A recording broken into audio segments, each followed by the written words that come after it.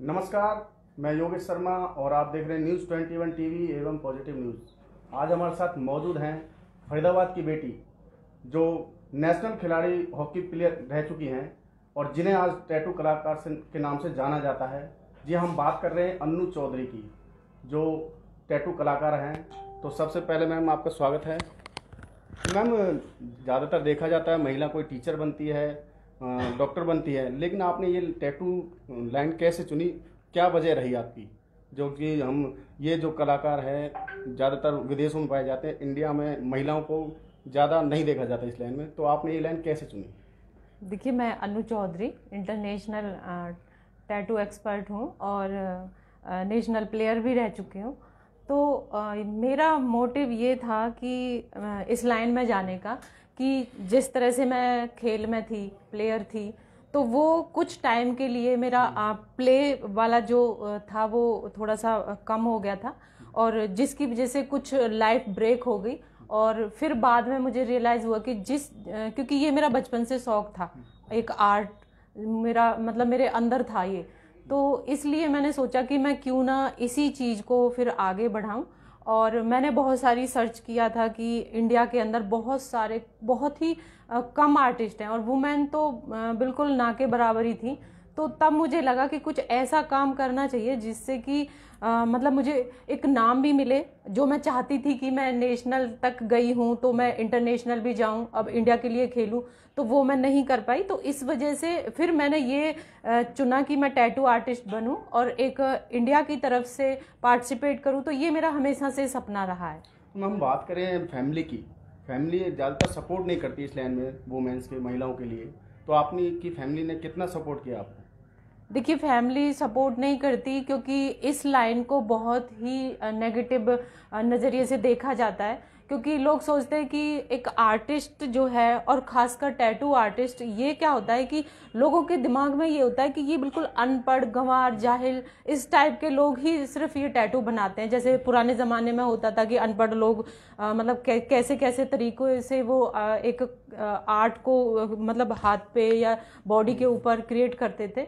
तो वो चीज़ दिमाग में लोगों के आज तक भी है, लेकिन वही चीज़ मुझे ख़त्म करनी थी कि एक अनपढ़ ही नहीं, पढ़ा लिखा इंसान भी एक टैटू आर्टिस्ट बन सकता है। तो मैंने इसीलिए इस चीज़ को बहुत ही डीपली लिया और इसी में अपना कैरियर बनाने का फिर सोचा। अन्नू जी, हम बात करें जैसे कि अगर कोई टैटू बनवाना चाहता है या आप कोई टैटू बनाते हो तो किन किन बातों का ध्यान रखना चाहिए? देखिए, बहुत सारी चीज़ें ऐसी होती हैं कि जिनमें हमें पूरा फोकस रखना चाहिए। बनाने वाले को भी ध्यान रखना चाहिए और जो टैटू बनवाना चाहता है और जो अपनी बॉडी पे क्रिएट करना चाहता है तो उसको भी पूरा ध्यान रख देना चाहिए कि हम जो चीज़ बनवा रहे हैं ये हमारे लाइफ टाइम के लिए, हमारी बॉडी पे हमेशा के लिए रहने वाली है। और ये चीज़ हम बहुत ही सोच समझ के उसको बनवाएं ताकि भविष्य में कभी ये पछतावा ना हो कि हमने ये गलत बनवा लिया या गलत जगह से बनवा लिया या कोई इन्फेक्शन हो गया। तो ये पहले हमें सर्च करना चाहिए कि अच्छे लेवल का आर्टिस्ट, अच्छी मशीन जिसके पास हो, अच्छी कार्टेज यूज करता हो, अच्छे हाई लेवल के उसके पास ऐसे प्रोडक्ट हों जिससे वो टैटू बनाता है। तो वो चीज़ें बहुत मायने रखती हैं दोनों ही तरफ से, अब बनाने वाले को भी और बनवाने वाले को भी। तो अन्नू जी, बात करें जैसे कि अगर कोई टैटू बनवाता है उससे पहले कोई टेस्टिंग वगैरह करते हो आप? जी, हम टेस्टिंग बिल्कुल करते हैं। हम स्किन देखते हैं, स्किन किस टाइप की है और उसी हिसाब से अपने कस्टमर को डील करते हैं। और वो डिपेंड करता है कि उसकी स्किन किस लायक है। अगर किसी को शुगर है सपोज, तो हम उसको टैटू नहीं बना सकते।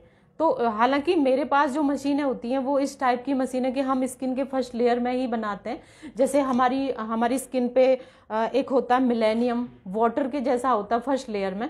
तो कोशिश होती है कि हम उसी लेयर तक ही हमारी निडल, हमारी कार्टेज काम करे, उसके अंदर डीप ना जाए ताकि कभी भी बॉडी को हार्म ना हो। तो इस चीज़ का बहुत ध्यान रखना पड़ता है। कहा जाता है कि टैटू बनते हैं जो इंक यूज होती है उसमें केमिकल भी यूज होते हैं। बिल्कुल होता है। स्किन में कोई प्रॉब्लम हो जाए उस देखिए, इसीलिए तो बोला जाता था कि पहले होता था कि इसमें केमिकल होते हैं, हम ब्लड डोनेट नहीं कर सकते, तो आगे चल के कभी भी इन्फेक्शन होता है। लेकिन अब जो टेक्नोलॉजी है, जो विदेशों में टेक्नोलॉजी थी और वो आजकल जो इंडिया के अंदर है, तो उसमें मेन बात ये ध्यान रखनी पड़ती है कि हम जो कलर यूज़ करें उसके अंदर केमिकल ना के बराबर हो।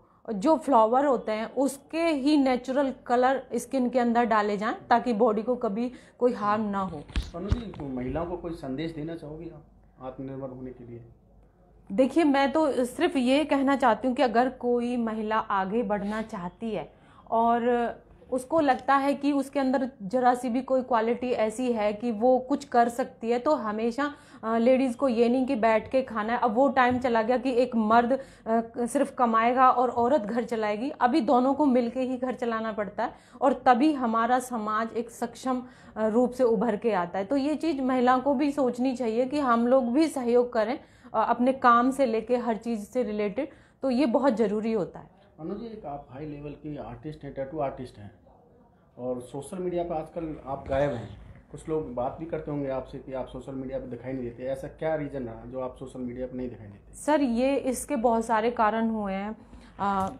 इट्स बीन 1 ईयर कि मेरा अकाउंट हैक हुआ, जिसमें मेरी मतलब डायरेक्टर, सेलिब्रिटी और प्रोड्यूसर से लेके काफ़ी बड़े बड़े इवेंट के पिक्स वगैरह, न्यूज़ कवरेज वगैरह थी जो मेरी हैक कर ली गई। तो इस वजह से मेरा सारा अकाउंट, मेरे सारे कॉन्टैक्ट्स वो मेरे सब चले गए, क्योंकि उस टाइम क्या होता था, मैं अपने काम में बिजी होती थी और मैं इतना एक्टिव नहीं होती थी। बस क्या होता था कि मैंने पोस्ट डाल दी, तो मतलब एक फेसबुक हो गया, इन्हीं पे मेरा ज़्यादातर चलता था और इंस्टाग्राम में बहुत कम यूज़ करती थी, तो मेरी वो कवरेज भी नहीं हो पाई। तो इस वजह से मुझे, जब मेरा अकाउंट हैक हुआ और मेरा सारा डाटा चला गया, तो तब मुझे बहुत हर्ट हुआ और तब से ही फिर मैंने सोशल मीडिया से थोड़ा सा अलग हटना चाहा और फ़िलहाल अपने काम पे फोकस करती हूँ। जो भी मैं काम कर रही हूँ उसे बड़ी ईमानदारी से करूँ, तो तब से इस वजह से मैं सोशल मीडिया से थोड़ा सा दूर हूँ। तो आपको जो सोशल मीडिया हैक हुआ है, तो आप कुछ अपील करना चाहोगे दर्शकों को?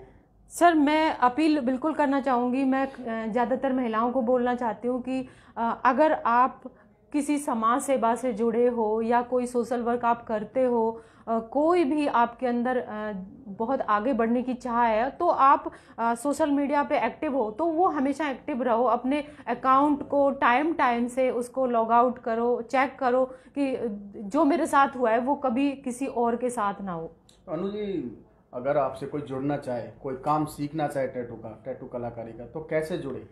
सर, मेरे कांटेक्ट नंबर हैं जो अभी फ़िलहाल जो भी है, जैसे भी मैंने अभी एक नया अकाउंट बनाया वहाँ पे मैंने अपना नंबर डाला हुआ है और सोशल वर्क में मैं हमेशा एक्टिव रहती हूँ और वहाँ पे मेरा कांटेक्ट मैंने दिया हुआ है। अगर कहीं किसी भी तरह से किसी को हेल्प होती है, जैसे कि मैंने ब्यूटिशियन किया हुआ है, तो मैंने जम्मू से लेके, पंजाब से लेके हर जगह मैंने 20-20 मतलब वुमेन्स का एक बैच बनाया था, जिसमें मैंने फ्री ऑफ कॉस्ट उनको ट्रेनिंग दी थी। तो इस तरह के कार्यक्रम मैं हमेशा करती रहती हूँ। जो इस लेवल पे मेरे पास आके सीखना चाहती हैं और जो गरीब हैं, जो हाई अमाउंट पे नहीं कर सकती, तो उनके लिए मेरी तरफ से खुला होता है कि वो आएँ और मेरे पास आके सीख सकते हैं। आपका कोई एड्रेस हो, अगर कोई आपके पास जाना चाहे, मिलना चाहे आपसे, किस तरीके से आपसे कांटेक्ट करें? सर, मेरा फ़िलहाल मैंने एड्रेस ऐसे सोशल मीडिया पे नहीं दिया हुआ है। हाँ, मेरा कांटेक्ट नंबर है, तो वो मुझे डायरेक्टली कांटेक्ट कर सकते हैं और मेरे साथ जुड़ सकते हैं।